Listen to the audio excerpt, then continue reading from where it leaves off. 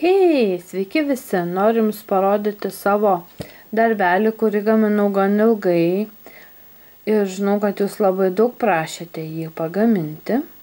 Tai yra kečupo buteliukas. Tai jis man labai gražiai išėjo, pavyko, tik aš jį truputėlį prikimšau vatos. Ir gaminu ilgokai, nes jisai gan sunkiai pinasi. Ir aš jums jį būtinai nupinsiu ir parodysiu kaip nusipinti. Tik turiu vieną bėdą.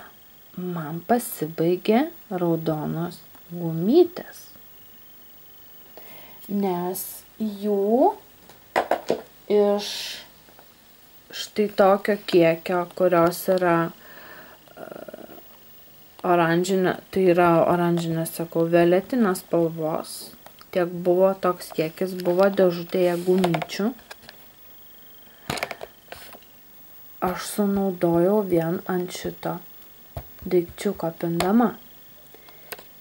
Ir dar turėjau kitoje dėžutėje truputėlį gumyčių, tai dar iš jos truputėlį paėmiau gumyčių ir man raudonų gumyčių liko tik štai tiek. O šitokio kiekio tokiam darbeliui tikrai neužteks. Gaminti iš kitos spalvos.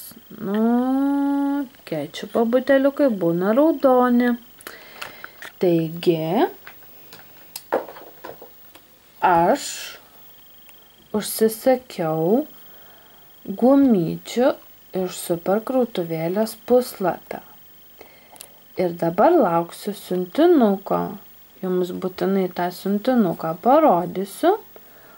Ir kai gausiu gumytes, būtinai jums parodysiu, kaip nusipinti štai šitą gražuolį.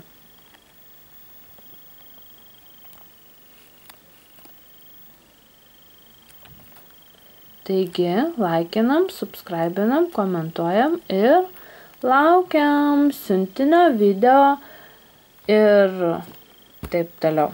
Ir sakau iki.